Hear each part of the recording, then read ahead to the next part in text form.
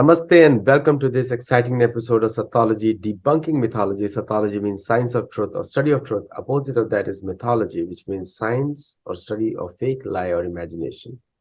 English is a funny language. Sometimes they say mythology, some people. It depends on who is speaking it. And some people say it's mythology.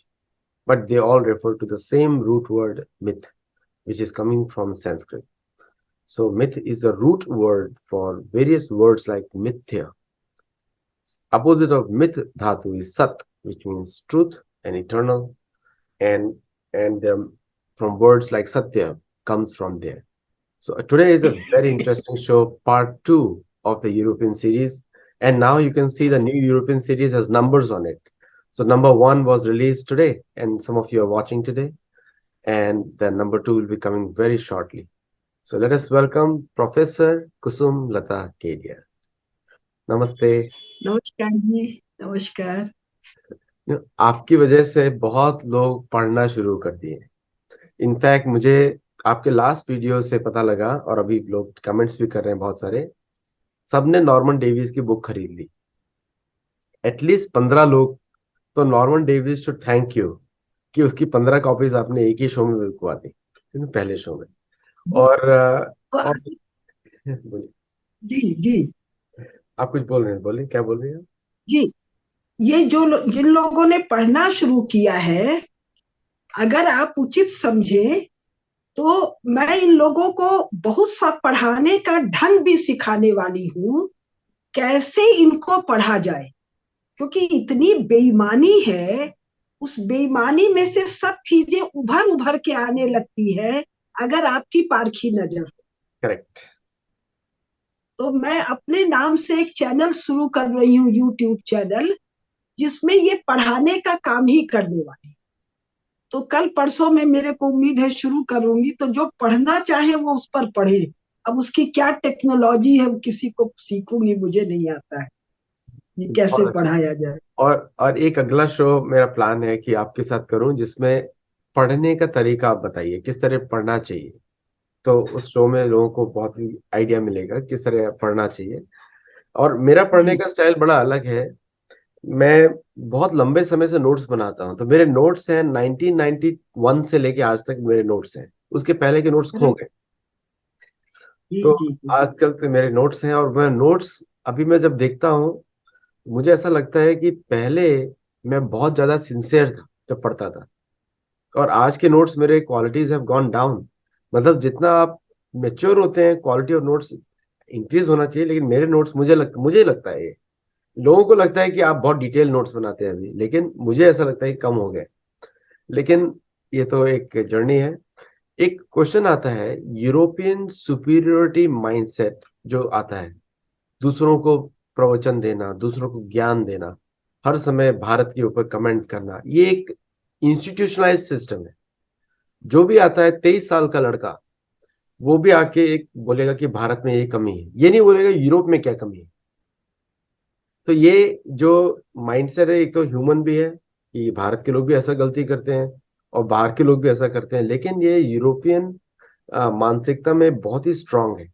इसका reason क्या है आपकी वजह से? देखिए, इसके दो तीन कारण है। पहली बात तो ये कि सारे यूरोपीय ये नहीं करते हैं, हम्म। ये हरदम ध्यान रखना होगा। शायद 0.01%, करेक्ट। इस 0.01% में भी, ये 0.1% में 90% तो एजेंडा बेस्ड प्रोपोगंडा है। एजेंडा है कि भाई ये करना ही है, तो उनको करना ही है। और ये लोग प्लस बाकी लोग, जो कम होता है, क्षुद्र होता है, मूढ़ होता है, उसका खासियत क्या है? अहंकार। जो भरा हुआ है, जो ज्ञानी है, जो समझदार है, उसमें विनय होगा, गंभीरता होगी। तो ये यूरोप में जो जिया है, जो हम लोग 10-15 एपिसोड में देखेंगे, इसमें ये क्षुद्रता और क्षुद्रता से जन्मा हुआ अहंकार नहीं कहेंगे, इसको कहेंगे उद्दंडता, हम्म। असभ्यता। ये अहंकार नहीं है, अहंकार तो दूसरी चीज है। ये उद्दंड असभ्यता उनमें है। और तीसरा, ये सब हवा हो जाए अगर शेष दुनिया उनको जान जाए। बिल्कुल। शेष दुनिया जाने तो उनको देखते ही दया का भाव होगा, और जब दया का भाव होगा, कृपा का भाव होगा, तुम बहुत कष्ट में हो, कोई बात नहीं, हम अपने दम से जो कर सकते हैं करेंगे। ये जो कम्युनिकेशन होता है ना, ये केवल वर्बल नहीं होता है वैखरी वाणी का, आपका नॉन वर्बल कम्युनिकेशन बहुत होता है। जैसे मुझे नहीं याद है आज तक एक भी यूरोपीय, एक भी फ्रिटजाफ कापरा से लेकर उसके लेवल का मेरे सामने बैठ के कॉन्फिडेंट भी फील किया। और अब मेरी उम्र है, मतलब 70वें में मैं जा रही हूँ, तब मेरी उम्र थी 38-39 साल, तो ज्ञान भी इसका आधा था। लेकिन वो क्या है ये मैं जानती थी, मैं क्या हूं ये मैं जानती थी, और ये कम्युनिकेट होता है ऑटोमेटिक। तो नॉन यूरोपीय लोगों का यूरोप के बारे में अज्ञानता उनकी उद्दंडता का एक प्रमुख कारण है। तो जो मैं ये सीरीज चला रही हूँ वो ये कि उनको जाने, वो उद्दंड हो ही नहीं पाएंगे जानकार के आगे, एक, और दूसरा थोड़ा उन पर कृपा करें। तो अभी एक बात जो बताने जा रही हूँ, और जितना बता रही हूँ वो सब यूरोपीय लेखकों।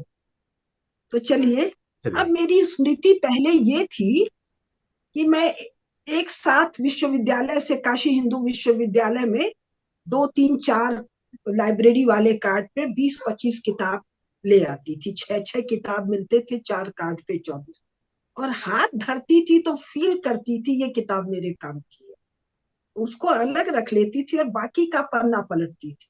Very fast reader I. और उसके बाद मैं और मेरी एक मित्र मिलके पुस्तक लिखते थे, तो हम सब बोलते जाते थे, टेप रिकॉर्डर में टेप कर लेते थे, वो टाइप करके लिखती थी। तो कई बार बोलती थी, कुसुम तुमने बताया नहीं ये कोटेशन किसका है, तो बोले रुको, अगर वो हमको याद है क्लाइव पर 4 किताबें एक साथ पढ़ी, तो इस किताब का ये वाला पन्ना देखो तो बाएं या दाएं पर होगा। वो मेमोरी अब मेरी नहीं, मैंने जीवन भर एक नोट नहीं बनाया, मेरे सारे नोट यहाँ थे। 2003 में एक घटना हुई, उस घटना के बाद ये घालमेल हो गया। तो फिर पुस्तकों का जानना जरूरी है। ये पुस्तक आप देखिए, मैं नाम बोल रही हूँ, the wealth and poverty of Nations, David land से इसके लेखक है। और हरदम देखिए पुस्तक छपी कब है, तो पुस्तक छपी है 1998 में, यानी जो आदमी लिख रहा है उसकी जानकारी क्या रही होगी। दूसरा, किस देश में छपा है, तो ये छपा है यूनाइटेड स्टेट्स ऑफ अमेरिका में, बाकी चीजें हम बाद में बताएंगे।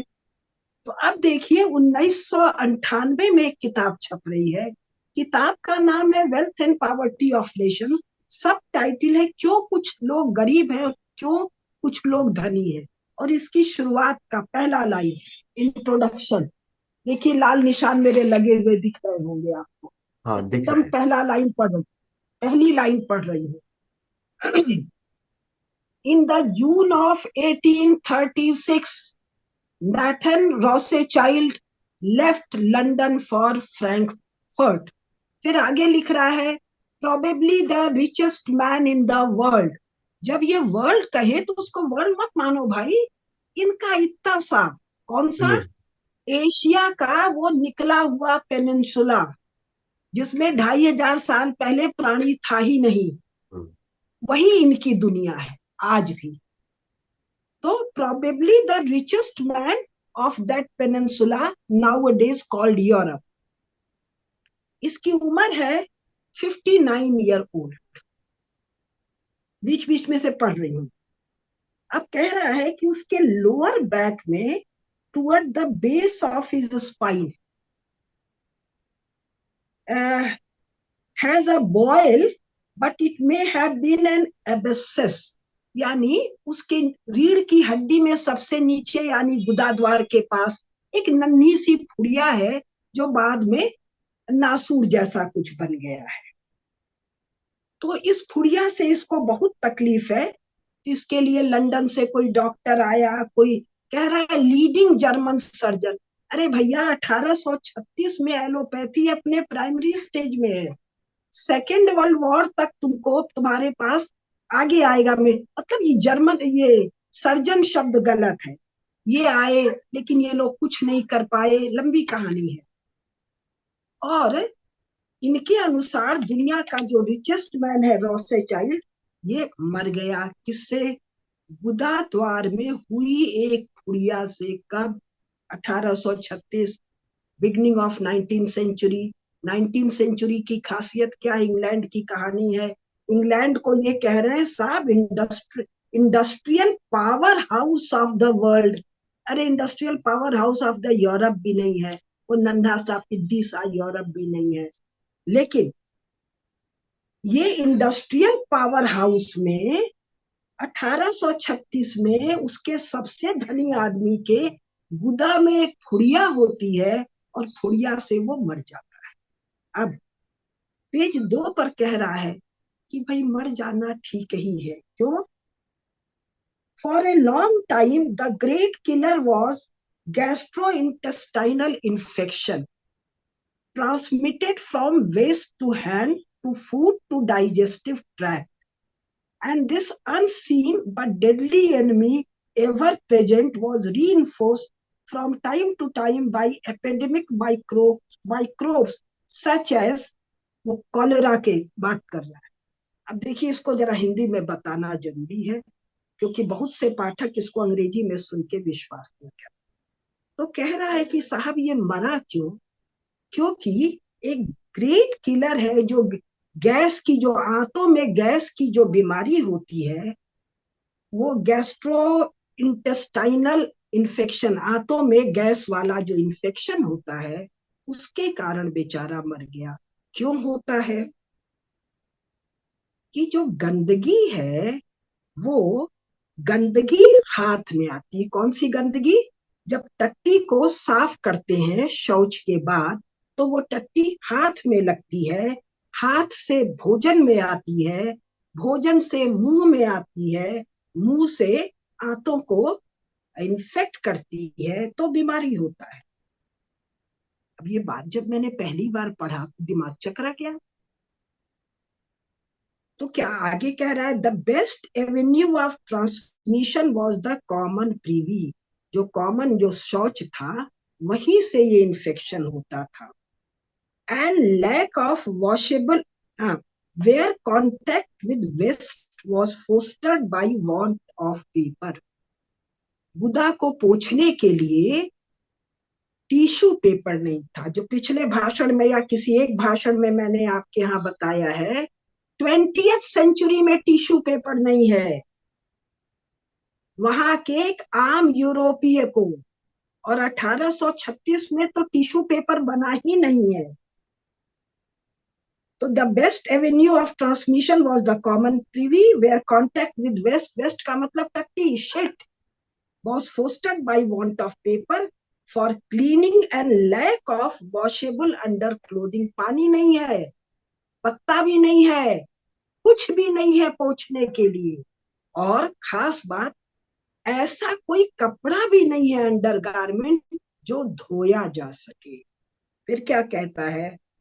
Who lives in unwashed woollens and woollens do not wash well. कौन वुलेन पहनना चाहता है? वुलेन तो ठीक से धुल नहीं पाते हैं। Will each and scratch. वो जो वुलन है, जो पैंट है या जो भी कुछ है, उसमें टट्टी भरी हुई है, पेशाब भरा हुआ है, जो वो धोया नहीं जाता है। और जो लगा है उसमें लगा हुआ है, तो खुजली हो रही है, खुजली को स्क्रैच कर रहे हैं। स्क्रैच नाखून में है, नाखून मुंह में है, मुंह से आते इन्फेक्ट हो रही हैं। So hands were dirty and the great mistake was failure to wash before eating. खाने के पहले हाथ नहीं धोते। खाने के पहले हाथ तो 2023 में भी नहीं धोते। क्यों नहीं धोते? चर्च ने मना कर दिया है हाथ धोने को। चर्च ने मना कर दिया है नहाने को। चर्च ने कहा है क्लीनलीनेस गंदे लोगों का काम है। जर्मन लोग 19th सेंचुरी में भी नहा वहा रहे थे, यहूदी तो बहुत ही नहा रहे थे। चर्च ने मना करके यूरोप के लोगों को गंदा बनाया। ये यूरोप के लोग कौन है? सनातन धर्मी, वृषल छत्री और बाकी वृषल जो है, जो सेंट्रल एशिया से आके यहाँ बस रहे हैं। अगर आप रोमन एम्पायर का वर्णन सुने, ग्रीक्स का वर्णन सुने, तो वहां नहाने की व्यवस्था है, कमोड की व्यवस्था है, शौच की व्यवस्था है। लेकिन 8वीं शताब्दी के बाद जब चर्च ग्रेजुअली टेक ओवर करता है, और टेक ओवर करता है, अभी हम बताएंगे, टोपोग्राफी और क्लाइमेट के कारण, पढ़ पढ़ के हम आपको बताएंगे। तो उसका जो कई भयंकर परिणाम होता है, वो एक परिणाम है गंदगी। लोगों के देह में कमर से नीचे गंदगी भरी रहती है। मैं आप लोगों को एक किताब दिखाऊंगी, अभी मेरी टेबल पे नहीं है, द डर्ट ऑन क्लीन। किस तरह इनलाइटनमेंट के समय ये जो बड़े बड़े नाम है, बर्नर्ड शॉ, रूसो और कौन कौन, ये किस गंदगी में रहते थे 19th सेंचुरी के फ्रांस और इंग्लैंड में। रूस उसको तो गिनती मत कीजिए तब। So hands were dirty and the great mistake was failure to wash before eating. यानी 19वीं शताब्दी में, केवल 19वीं में नहीं, 20वीं, सेकेंड वर्ल्ड वॉर तक जो भयंकर महामारियां यूरोप में फैल रही हैं, कैसी? प्लेग है, कॉलेरा है, वही हैजा है, चेचक है, स्मॉल पॉक्स है, बहुत सारी। इनका नाम समय आएगा तब मैं गिनाऊंगी। इसका कारण है गंदगी, गंदगी और गंदगी, जिसको बेड चेम्बर्स कहते हैं। ये आप गूगल में सर्च करके खोजिए, तो इनके बेड के नीचे एक बर्तन नुमा चीज रखा है, इसमें पूरा परिवार शिफ्ट कर रहा है। और जब डायरिया या पेचिस की बीमारी है, जो गैस्ट्रो इंटेस्टाइनल इन्फेक्शन के कारण जो बीमारी होती है, वो पेचिस होती है, जिसका मतलब जो शौच है वो सेमी सॉलिड है या लिक्विड है। वो एक बर्तन में 8 आदमी, 10 आदमी, 12 आदमी, 15 आदमी कर रहे हैं, और रात को एक खास समय वो खिड़की से नीचे फेंका जाता है, जो 1905 तक लंदन और पेरिस में सुअर चाट के साफ करते हैं। बाकी जगह सुअर है कि नहीं है मुझे नहीं पता, मैंने पढ़ा। तो ये कह रहा है मास प्रोड्यूस सोप। ये कब आ रहा है? ये 20वीं शताब्दी में आ रहा है। For the first time, the common man could afford underwear, once known as body linen, because that was the washable fabric that the well-to-do wore next to their skin. सूती कपड़ा, भारत से गया हुआ कॉटन, इसका फाइनर वैरायटी जो underwear hosiery के रूप में पहना जा रहा है। होजरी के प्रोडक्शन को गूगल पर जाकर सर्च कीजिए। यूरोप की इतनी पॉपुलेशन है, एक आदमी के पास 2 जोड़ी तो चाहिए, तो वो 2 जोड़ी कितना होगा? उतना होजरी प्रोडक्शन 1970 में भी नहीं है। अभी 1970-80 की कहानी भी मैं आपको सुनाऊंगी। तो अगर ये तथ्य नॉन यूरोपीय लोगों को पता रहे, और वो उनसे बात करने में उनके आंख में अगर झलक जाए, तो आदित्य जी जिस एरोगेंस की बात कर रहे हैं, जिस उद्दंडता की बात कर रहे हैं, जिस सुपीरियोरिटी की बात कर रहे हैं, वो कितने मिनट टिकेगा अब? और ये कहानी किसकी चल रही है? रॉसे चाइल्ड की। रॉसे चाइल्ड अपने गुदा को खुजली कर करके, फुंसी को, फुड़िया को, क्या नासूर या क्या बोलते हैं, घाव बना लेता है। उस घाव का कोई इलाज नहीं है और वो मर जाता है। अब इसी पुस्तक से कुछ चीज पढ़ के सुना रही हूँ, इसी इंट्रोडक्शन का अब आखिरी वाला। In the large stream of world history, Europe is a latecomer and free rider on the earlier achievement of others. अगर नॉन यूरोपीय लोग यूरो अमेरिकन लेखन के इन चीजों को जानेंगे, तो दया होगी, तिरस्कार होगा, हिकारत होगी, रिजेक्शन होगा। और उनका सुपीरियोरिटी। तो मेरी समझ से इंफीरियोरिटी से बेचारे मर जाएंगे, क्योंकि यूरोपीय लोगों को भी अपने बारे में ये सब नहीं पता होगा। तो अब कुछ पूछना है तो पूछिए, नहीं तो हम अपने मूल विषय पर आए, जहां से शुरू किया था मैंने विषय को। आदित्य जी। हाँ, एक्चुअली एक्चुअली क्या है कि we should continue with the old जो सेशन है उस पर कंटिन्यू करिए प्लीज। चले, चले, लेट्स गो। आप थोड़ा सा स्क्रीन पे रहिए तो मुझे आनंद आता है आपको देख के। मैं रिकॉर्डिंग और की वजह इसमें से मैं रिकॉर्डिंग की वजह से ये गायब होता हूँ, रिकॉर्डिंग की वजह ठीक से। है, ठीक, कोई बात नहीं, मेरी आवाज तो आ ही रही है। तो आ हम रही। लोगों ने बात किया था कि यूरोप क्या है। यूरोप है भारतीयों के द्वारा बसाया गया। मैंने कैसे बोला, किताब पढ़ के बोला। नॉर्मन डेविस पता नहीं सच्चा है कि झूठा है। तो अब सुनिए, हेनरी डेविड थोरियो को, जो गांधी जी का गांधी जी जिसको अपना गुरु मानते हैं, जो अमेरिकन है, जिसने वो कविता या शायद कुछ लिखा है वॉल्डेन नाम से। तो ये हेनरी डेविड थोरियो 1851 में कहता है, nations, what are nations, Tatars and Huns, like insects they swarm, the historian strives in vain to make them memorable. It is for want of a man that there are so many men. It is individuals that populate the world. ये कहाँ से पढ़ रही हूँ? Genghis Khan, लिखने वाला Jack वेदरफोर्ड। किताब छपी है, किताब छपी है 2004 में, और इस पुस्तक का नाम है Genghis Khan and the making of the modern world. आपने कल्पना में भी सुना है कि मंगोलों ने यूरोप में रिनेसा लाए, मंगोलों के कारण यूरोप मॉडर्नाइज हुआ, मंगोलों के कारण यूरोप में चर्च टूटा, मंगोलों के कारण एजुकेशन आया, साइंटिफिक टेम्पर आया। पढ़ने का मन है तो इस पुस्तक को पढ़िएगा। अब थोड़ा सा और इसी में सुना रही हूँ।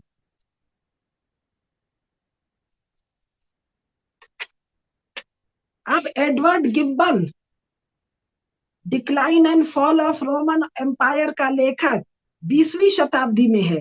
ये कहता है, by the arms of Jingis, इसका अलग अलग उच्चारण है, जिसको हम लोग चंगेज खाते खान कहते हैं, कोई जिंगिस कहता है, कोई कुछ कहता है। इसका मूल नाम तेमुजिन, पता नहीं, अंग्रेजी वालों को स्पेलिंग लिखना भी नहीं आता है। ये सनातनी सम्राट है, बौद्ध नहीं है, और बहुत से मूर्ख लोग तो इनको मुसलमान कह देते हैं। तो गिब्बन कह रहा है, by the arms of Chingis and his descendants the globe was shaken. The globe was not shaken, Europe was shaken.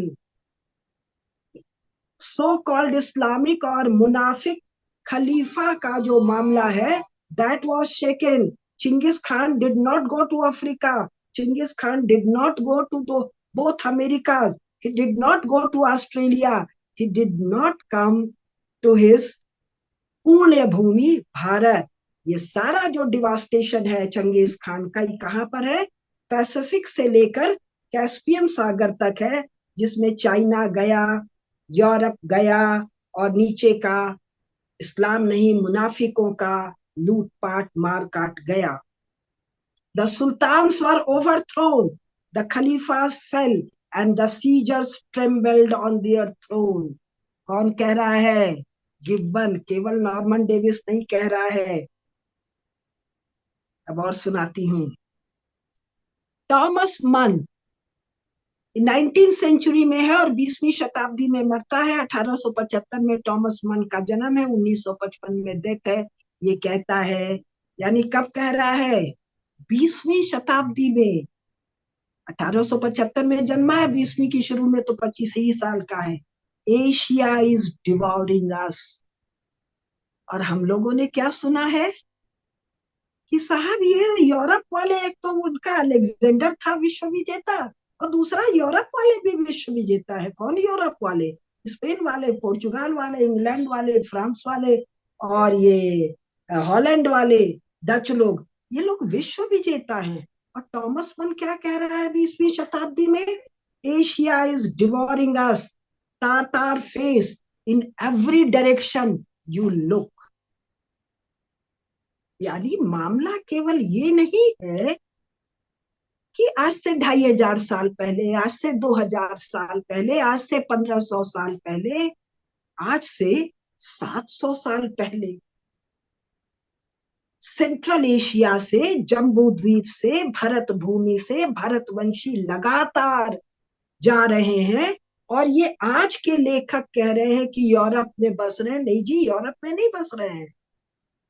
हमारे वृषल क्षत्रियों के, पशुओं के ये चरागाह हैं, ये हमारे रंगमंच हैं, जिनमें हम सामान्य तौर पर आवागमन कर रहे हैं। कोई भारतीय लिखेगा तो ये लिखेगा, यूरोपीय लिख रहा है तो क्या कह रहा है कि ये आ रहे हैं और इनका भय इनकी छाती में 20वीं शताब्दी में भी विद्यमान है। 2 लाइन और पढ़ के सुना दूंगी, मेरे हाथ में किताब है। आप लोग कहेंगे ये बात शायद पुरानी होगी। नहीं भाई, जब सेकेंड वर्ल्ड वॉर हो रहा है तो जर्मनी, रूस और एक शायद फ्रांस है, ये 3 देश खोज रहे हैं the secret history of Mongols. क्यों? जो सबसे पहले चंगेज खान का सीक्रेट हिस्ट्री को अपनी भाषा में डिकोड कर लेगा और उसकी स्ट्रेटेजी जान लेगा, वही विश्व विजयी होगा। चंगेज खान अकेला आदमी है जो 2 फ्रंट पर लड़ता है, इधर चीन उधर यूरोप, दोनों फ्रंट पर विजयी होता है।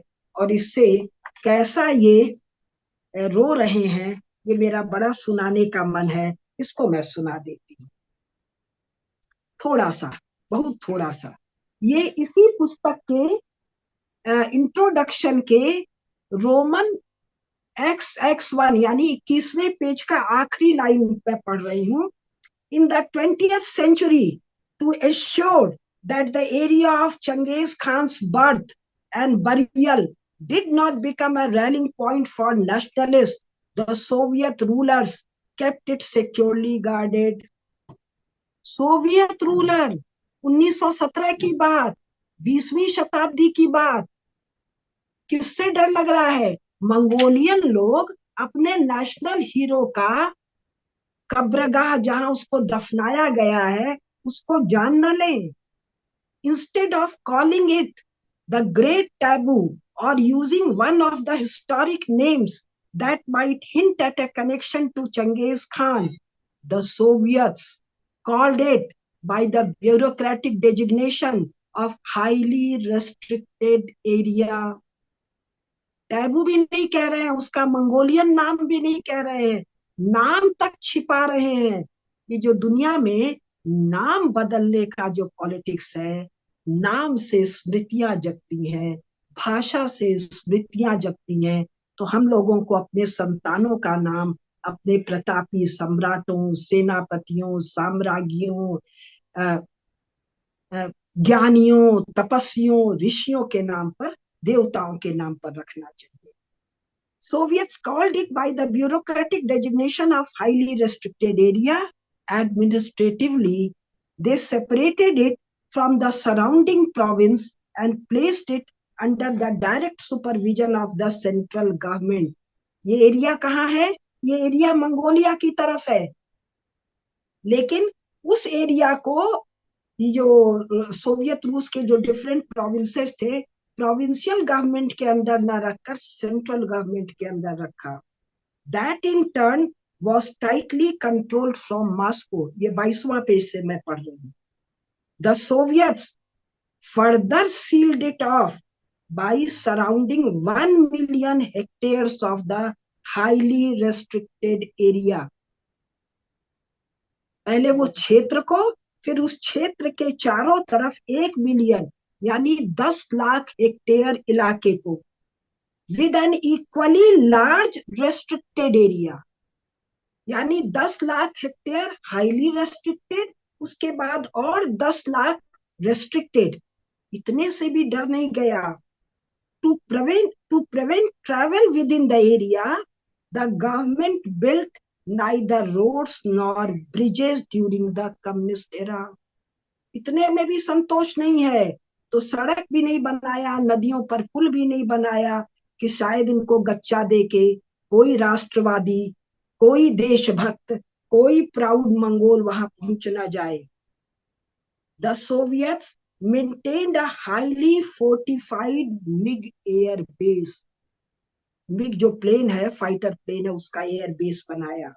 And quite probably a store house of nuclear weapons between the restricted area and the Mongolian capital of Ulaanbaatar. A large Soviet tank base blocked the entrance into the forbidden zone, and the Russian military used the area for artillery practice and tank maneuvers. भैया ये सब tension की जरूरत क्या थी?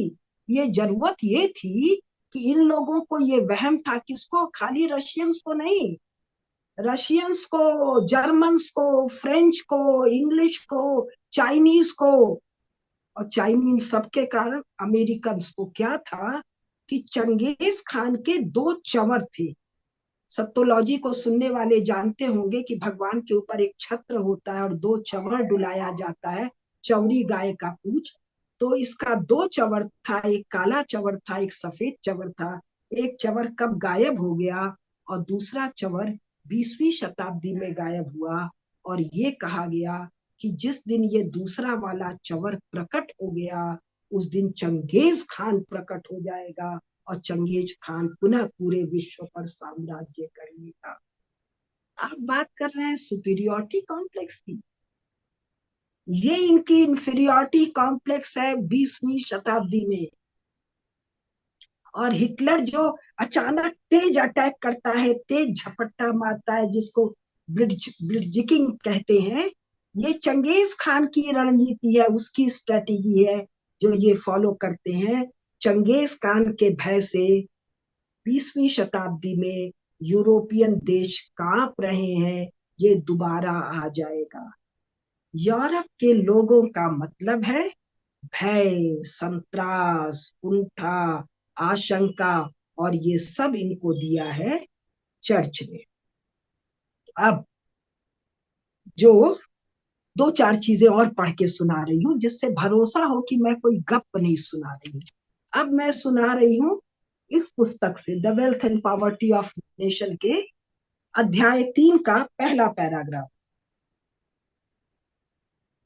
For this protrusion at the western end of the Eurasian landmass that we call the continent of Europe, in terms popular among today's new economic historians, the probability at that point of European global dominance was somewhere around zero. 15वीं शताब्दी में जब Europe अपनी सीमाओं को तोड़ के बाहर निकलता है, यूरोप के कुछ डेयर डेविल, वो कहानी आगे आएगी, तब ये वर्ल्ड को डोमिनेट करेगा, ये संभावना जीरो थी। इन द 10th century, अगला paragraph, in the 10th century Europe was just coming out of a long torment of invasion, plunder and rapine by enemies from all sides। हमने कब सुना? ये तो मैं पुरानी पुरानी किताबें बता रही हूँ। वस्तुतः 1980 के बाद इस तरह के किताबों की बाढ़ आ गई, यानी करीब करीब 43 साल हो गया। क्यों बाढ़ आई? सेकेंड वर्ल्ड वॉर और फर्स्ट वर्ल्ड वॉर में दो चीजें आई, एक आई पनडुब्बी और एक आया हवाई जहाज। इन पनडुब्बियों और हवाई जहाज से जो देखा गया और जो आर्कियोलॉजिकल एक्सकवेशन हुए और धरती के भीतर भी काफी हद तक देख लेने का जो सामर्थ्य आया, इसके कारण जो चीजें आई सामने, उसको हैंडल किया साइंटिस्ट लोगों ने। वो किताब भी मैं आप लोग को किसी दिन दिखाऊंगी। तो उन साइंटिस्ट लोगों ने जो हैंडल किया, उसके आधार पर जो लेखन हुआ, वो लेखन 1980 1978 के बाद इतना छपने लग गया। कम से कम 200-500 पुस्तकें तो मैंने पढ़ी हो 80 के बाद, छपी होंगी हजारों हजारों। जिन किताबों में तब ये छपने लगा, हमने नहीं सुना। क्यों? कि हमारे देशों में मीडिया और एकेडमिया स्टेट कंट्रोल है, और स्टेट वो पढ़ाता है जो यूरोप और अमेरिका इंटरनेशनल एजेंसीज के मार्फत, इनडायरेक्टली यूनिवर्सिटी ग्रांट कमीशन जो हमारे भारत में है, ICSSR, ICHR, जो डिफरेंट गवर्नमेंट बॉडीज हैं जो एकेडमिया को कंट्रोल करते हैं, उनके मार्फत पढ़ाया जाता है। लेकिन फिर भी भाई पुरुषार्थी के लिए तो सब उपलब्ध है। तो ये कह रहा है इन the 10th century Europe was just coming out of a long torment of invasion, plunder and rapine by enemies from all sides. No, 10वीं में आ नहीं रहा था, 13वीं में तो भी चंगेज खान कूटेगा इनको, 5वीं में अत्तिला हुन कूटा है, 13वीं 14वीं अभी मैंने उसका सब टाइटल पढ़ के सुनाया, and the making of the modern world, 14वीं 15वीं में मंगोलों के कारण आएगा। लेकिन इसकी खास बात है चारों तरफ से आक्रमण। क्या कह रहा है? So terrifying were these marauders, so ruthless their tactics, that the very rumor of their arrival loosened the limbs and loins of the population. ये तो भाई यूरो अमेरिकी छपी किताब को मैं पढ़ रही हूँ। And sent their leaders, including their spiritual guides, church wala priest, in headlong flight, carrying their movable wealth with them, not once, बार बार बार बार बार बार। कब तक? 1500 साल तक। क्यों? चारों दिशाओं से इन पर आक्रमण हो रहा है, ये इनका लिखना है। अब फिर दक्षिण से कौन आ रहा है? Also coming from the sea across the Mediterranean were Saracens Moors. अब ये सब किताबों में आपको दिखाई देगा कि साहब अरब वालों ने यूरोप पर शासन किया नहीं, अफ्रीकन्स ने यूरोप पर शासन। ये जो मूर लोग हैं, किनारे वाला जो क्या जगह है उसका नाम भूल रहा, जो स्पेन पोर्चुगाल के ठीक नीचे वाला जो मोरक्को, मोरक्को से मूर जा रहे हैं, और ये कितने सौ साल तक यूरोप के बड़े हिस्से पर, वो मेडिटेरियन के साथ लगे हिस्से पर शासन कर रहे हैं। फाइनली फ्रॉम, ये तो दक्षिण से आए, अब पूरब से कौन आ रहा है? Finally from the east overland, but highly mobile for all that, rode the Magyars or Hungarians. जब सबसे पहले मैंने हंगरी पढ़ा तो मैंने कहा ये हूनगिरी जैसा कुछ लग रहा है, हूणों का पहाड़। तो मैं भी हंस रही थी, सब लोग भी हंस रहे थे कि ज्यादा ही शब्दों का उड़ान ले रहे हैं, लेकिन सचमुच वही निकला। ये हंगरी नाम हूणों के नाम से है, और केवल हंगेरियंस मगयार्स नहीं आए, गोथ भी आए, वंडाल भी आए, उत्तर से वाइकिंग्स भी आए। उत्तर वाले वाइकिंग भी सेंट्रल एशिया से जाकर पहले बसे हुए थे, ये सब आए। One more wave of invaders from Asia, pagans speaking a Ural Atlantic language, a distant cousin of Turkish. इसमें टर्किश लिखा, और पुरानी किताबें हम दिखाएंगे, पुराने हर किताब में तुरुष्क लिखा है। 1980 के आसपास की जो छपी हुई किताबें हैं उनमें तुरुष्क लिखा है, और बाद में तुरुष्क को टर्किश कर दिया गया है। नॉमने क्लैचर बदल दो, तुरुष्क बोलते ही सनातनियों को नंदिनी की कथा याद आ जाएगी, तुर्क बोलने से चित्त में जो इमेज है वो मुसलमान नजर आएगा। Unlike the Norsemen who were ready to settle into base camps for a period of years, the better to hunt and find, or who even established themselves quite permanently as rulers in part of England. कहाँ England, कहाँ central Asia, यहाँ से चलकर आए और यहाँ जम गए। क्यों? ये हमारे शकों का, हमारे जिनको आप सीथियंस कहते हैं, हमारे शकों का रंगमंच है, उनके पशुओं का ये स्वाभाविक चरागाह है। जहां जाते हैं, जहां सुविधा है, वहां बस जाते हैं। आप चर्च में दीक्षित होने के बाद अपनी अलग आइडेंटिटी के कारण इनको इन्वेडर्स, बारबेरियंस और जो जी में आता है अपने पूर्वजों को आप कहते हैं।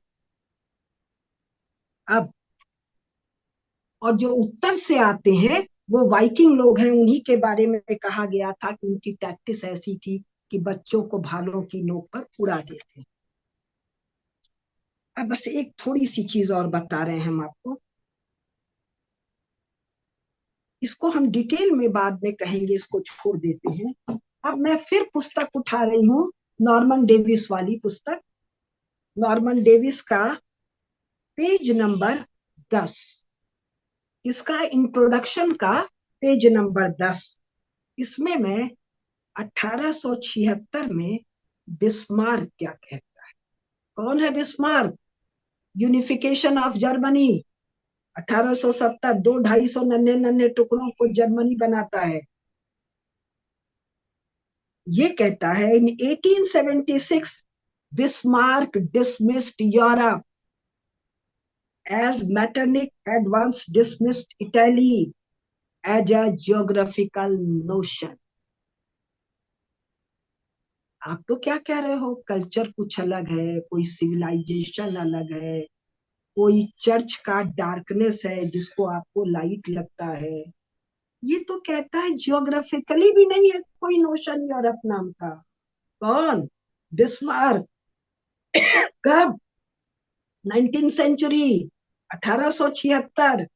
19 सेंचुरी में तुम लोग मोट माट दुनिया देख चुके हो, दोनों अमेरिका देख चुके हो, ऑस्ट्रेलिया देख चुके हो, अफ्रीका देख चुके हो, एशिया देख चुके हो, पैसिफिक, अटलांटिक, इंडियन ओशन सब देख चुके हो, थोड़ा बहुत नॉर्थ पोल भी शायद देखा है, साउथ का भी कुछ अंदाज है।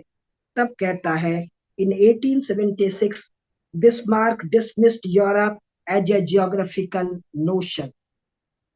आगे और सुंदर, 70 years लेटर, तो 1876 में अगर 70 साल जोड़ेंगे तो निकलेगा 1946, end of second world war. Europe का दुनिया में डोमिनेशन, डोमिनेशन ताश के पत्ते की तरह बिखर गया।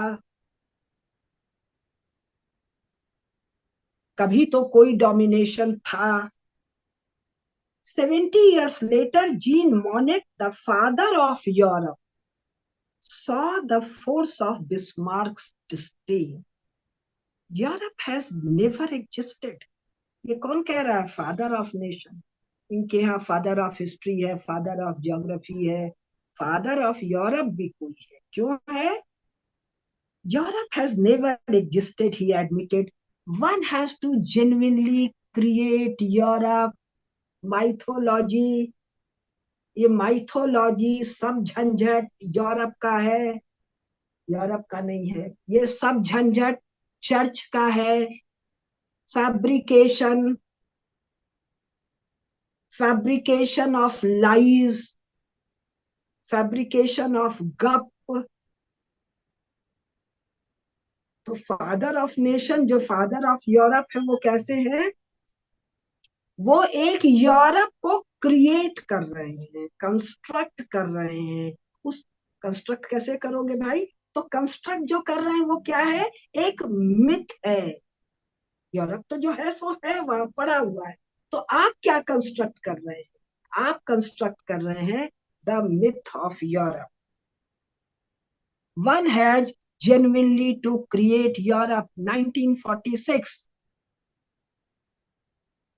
for more than 500 years. The cardinal problem in defining Europe has centered on the inclusion or exclusion of Russia। नहीं नहीं भाई, 500 साल पहले तो रशिया नाम का कोई चीज था ही नहीं। 500 साल पहले तो तुम्हारे पास इतिहास नाम का कोई चीज नहीं था। 500 साल पहले तो तुम उस टट्टी गंदगी में थे जिसका वर्णन हम आगे करेंगे। ये अभी 100 साल, 150 साल का मामला है। और रशिया क्या है? यूरोप नहीं है। चर्चिल के शब्दों में, अब पेज नंबर 11 पर मैं आ गई। A gang of wild Asiatics. रूस वाले कौन है? स्लाव हैं, सीथियंस हैं, शक है।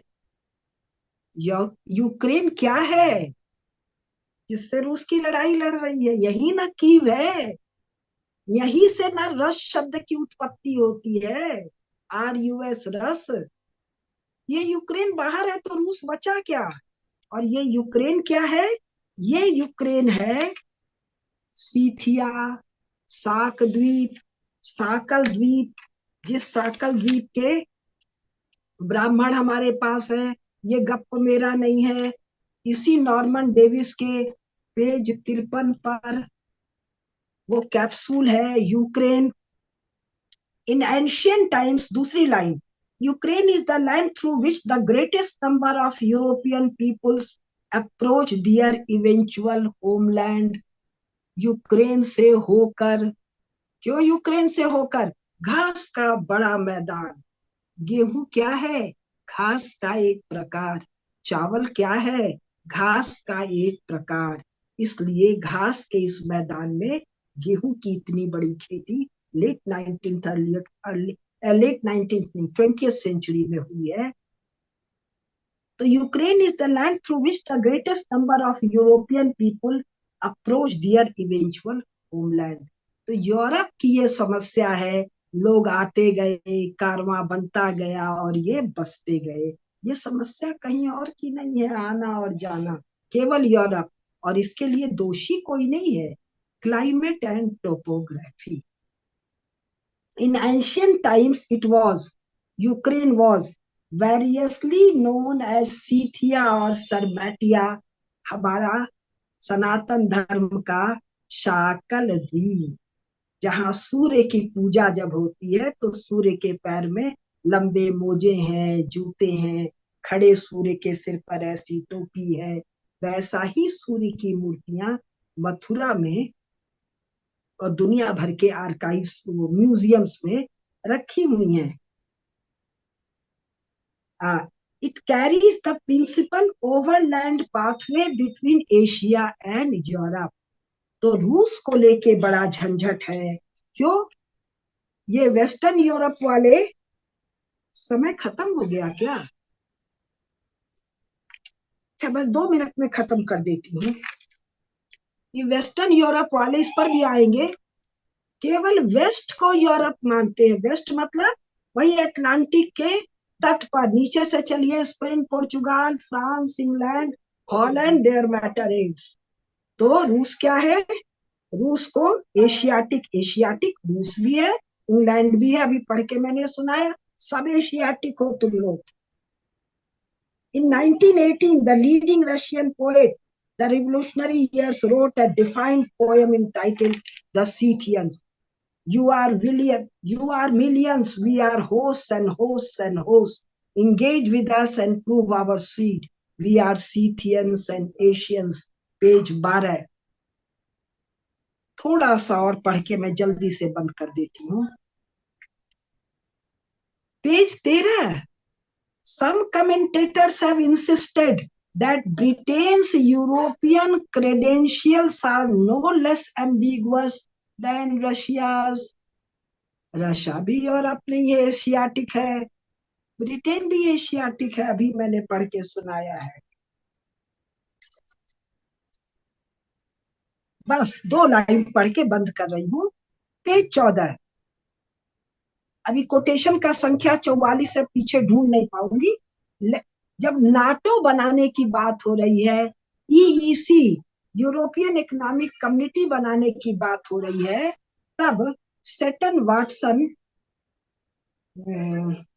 जो भी था, उन लोगों ने कहा कि साहब नाटो बना लो और EEC बना लो, सिक्योरिटी नीड हो जाए हैंडल और बाकी जरूरत का काम पूरा हो जाए।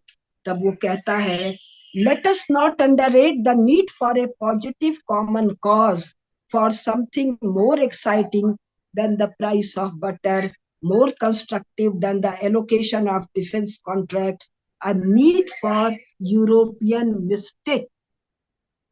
चर्चिल नहीं, किसका पढ़े थे हम? वो कह रहा है ज्योग्राफिकली कोई आइडिया ही नहीं है, कोई बात ही नहीं है। चर्चिल एक जगह और कहता है, what Europe second world war के बाद 1945 में। अब ये आगे कहता है, हाँ, फिर यूरोप यूरोप के लिए कह रहा है, this is of course a myth, a sort of chemical compound of truth and fantasy. The absurdities of the fantasy need not obscure the truth. कहाँ से पढ़ रही हूँ? नॉर्मन डेविस, यूरोप पर एक मोटी किताब 1996 में लिखी गई, इसके इंट्रोडक्शन। इसके बाद मूर्ख से मूर्ख को भी उद्दंडता ढल जाएगी।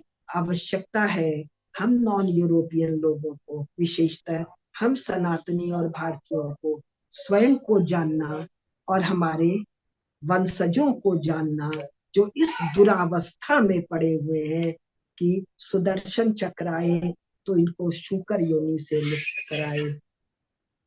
नमस्कार, मुझे लगता है 1 घंटा हो गया। आदित्य जी। एक्चुअली आप इतना इतने बढ़िया तरीके से समझा रहे थे, मैं इसको एक थोड़ा सा ऐड करूंगा इधर कि जी अभी मैं इसको महाभारत के नेम से ऐड करता हूँ। तो महाभारत में नाम है तुर्कयामासु, तुर्कयामासु। अच्छा और जो सेंट्रल एशियन के स्टेट्स हैं वहां के नाम है वहां के नाम है हरिवृष्व, हरिवृष्व। और अगर आप देखेंगे कि वहां के जो लोग जो वहां पे रहते हैं, हरिवृष्व और भद्राश्व, भद्राश्व जो उसके पास में है, बहुत सारे नाम इससे कोरिलेटेड है अभी, बहुत सारे नाम। जैसे अ, वृष को उन्होंने क्रुश कर दिया, क्रोएशिया बन गया। ये एग्जैक्ट रेफरेंस है, एग्जैक्ट रेफरेंस है, क्योंकि वृष, जैसे हम वर्ष बोलते हैं, वर्ष भद्राश्व या फिर मद्र, मद्र तो उसका नाम ही अभी हट गया है, लोग उसको मद्रास से कनेक्ट करते हैं, वो गलत बात है। मद्र तो पश्चिमी दिशा में है, भारत के मतलब कैकेय के भी पश्चिमी दिशा में, मतलब जहाँ सीरिया हो गया वहां पे हो गया, पारसिक देश के पश्चिमी दिशा में। तो बहुत सारे नाम आज भी पुराने वाले हैं।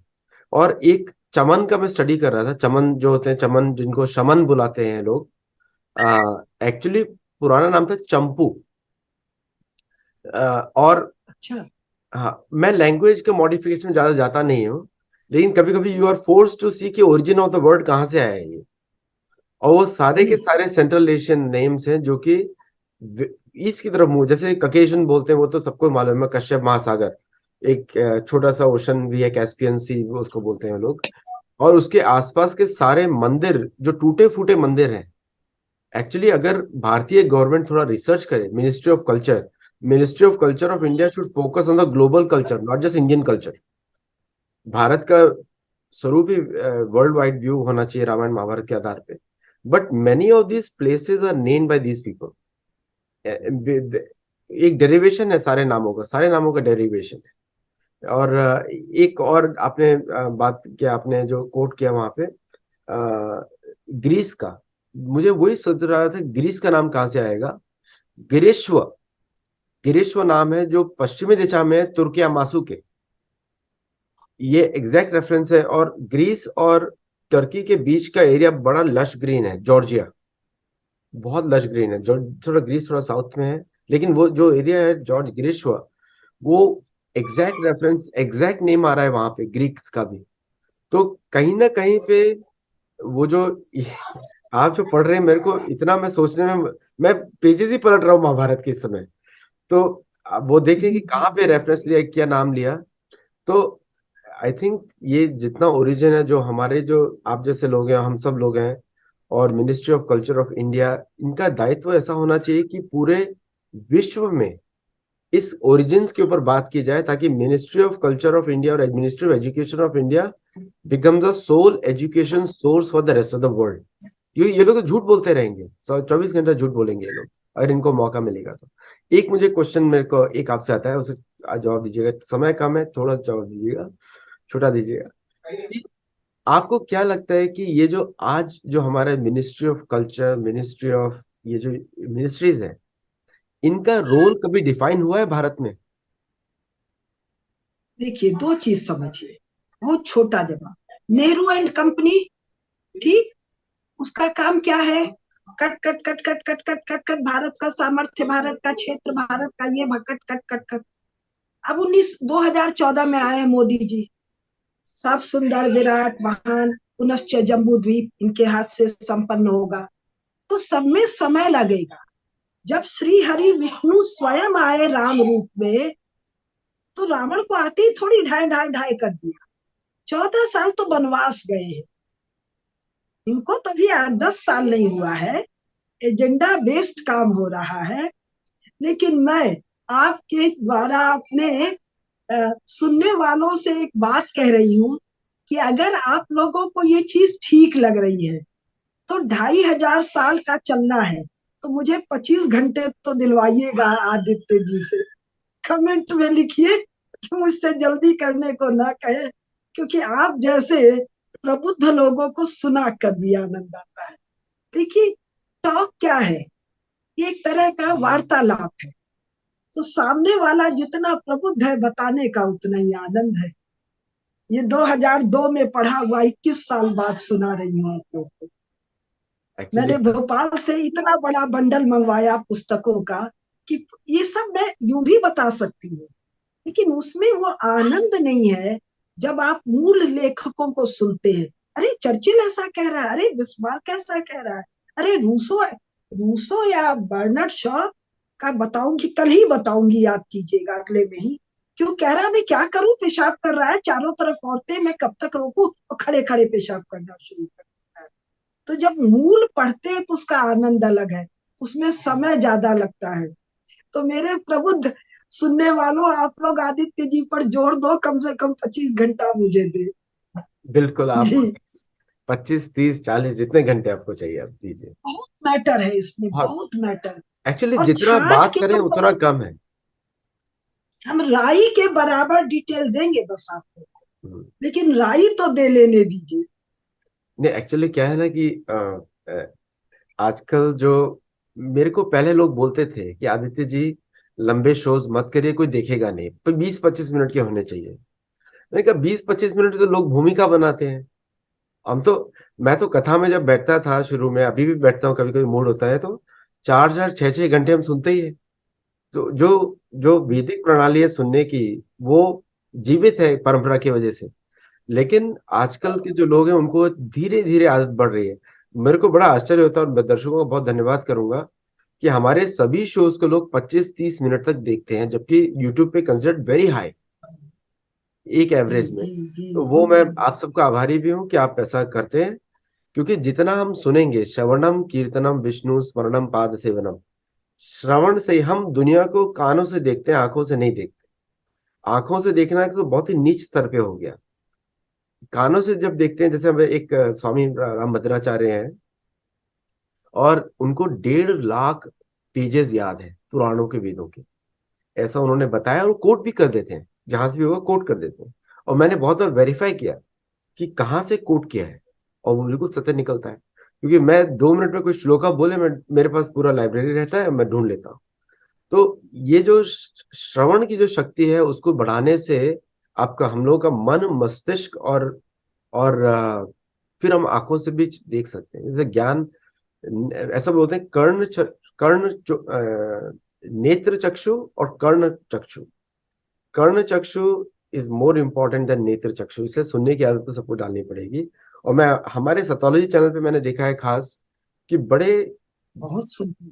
बहुत सुंदर ध्यान से सुनते हैं सब लोग, और कमेंट्स करते हैं, उनके क्वेश्चंस भी बहुत अच्छे होते हैं।